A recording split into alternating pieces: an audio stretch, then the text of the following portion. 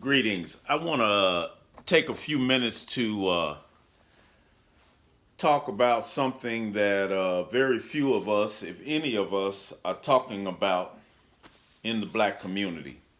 We know that we have a high rate of divorce. We know we have a high rate of family dysfunction. But there's a byproduct of that I would like to challenge you to think about. Do you know that there are approximately 875,000 children, black children primarily, or children, I should say, that are abducted by a relative every year? Yeah, 875,000 children in the United States of America abducted every year by a family member. Byproduct of the challenges we have with relationships, our failures to operate relationships on principle and not just feelings.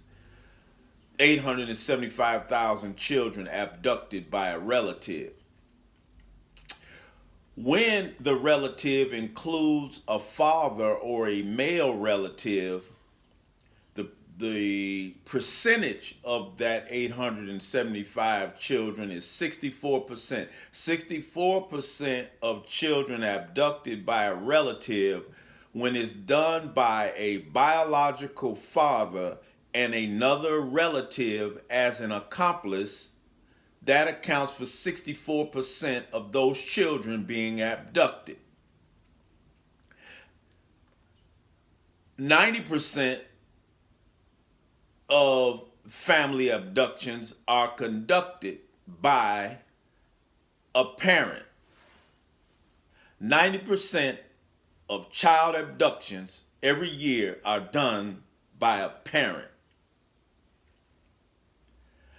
When we're looking at parents alone, biological parents, the majority of the family abductions of underage children are done by mothers.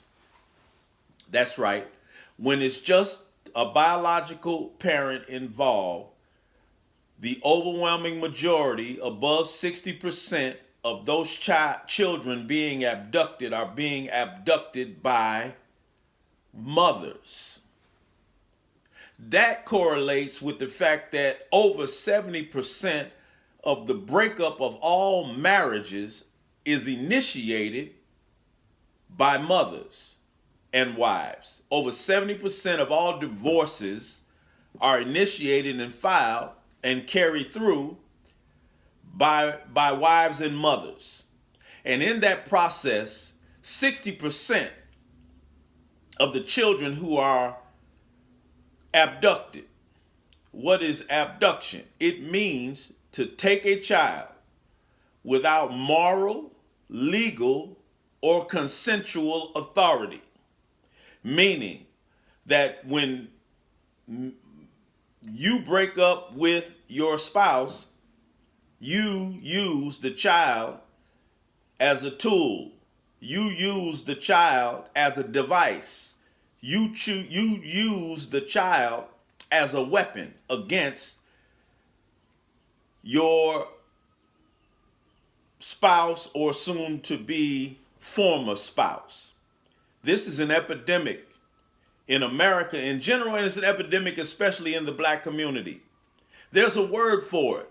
It's called child or parental alienation.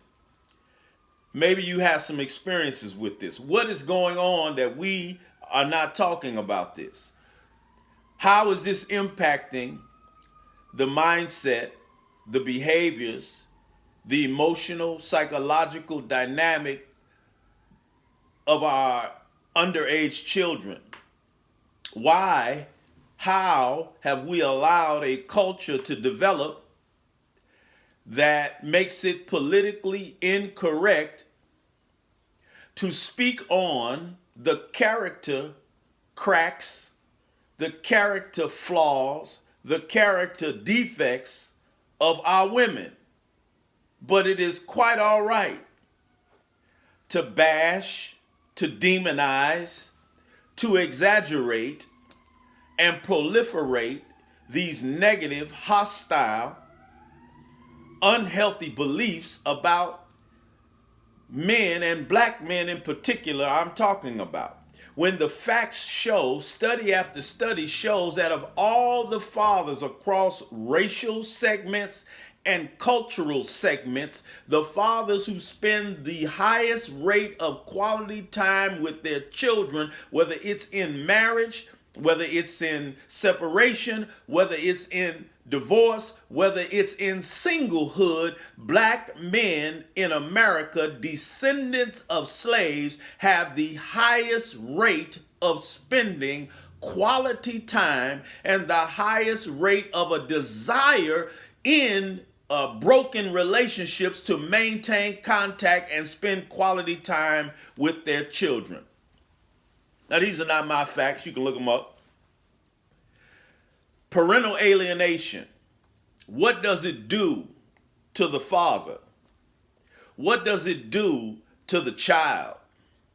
What kind of parent do I have to be where I am so engulfed in my emotions that my intellect, that the goodness of my heart is neutralized by the toxicity of my pain, that I do not understand, first of all, what comes with a committed relationship, but second of all, I don't even care to contemplate the impact of me using my child, a child that I did not create on my own, mind you, a child I could not produce by myself, mind you, a child that is genetically compromised of both parent, male, female, mother, father, husband, wife. Why is it that we feel we have a right to exert a superiority over the other parent? In particular, when that parent is trying to be a responsible, psychologically, emotionally, financially, socially responsible parent to that child that we both create. When are we going to deal with this parental alienation that has so many fathers disconnected from their children, and a few mothers as well, but primarily fathers? What role does the father play in the making of a child, male and female? Do we even know? Do we even understand?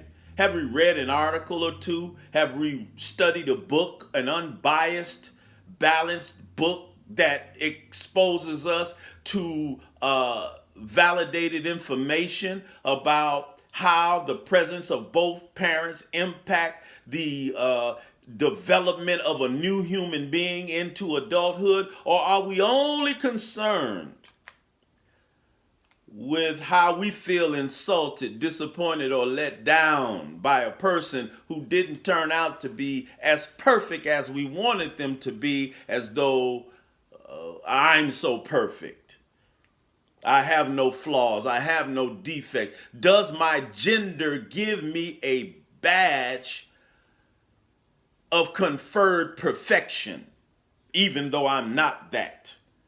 How can I scream for the liberation, emancipation, and equality of my gender when I'm accusing the other gender of oppressing me, of abusing me, of neglecting me, of exploiting me, of using every resource at their command to inflict pain and harm on me? Am I any better if in a real life situation I use my gender to execute the same kind of behavior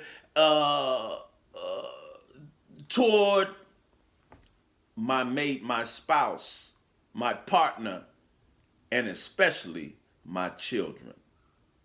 Just think over that.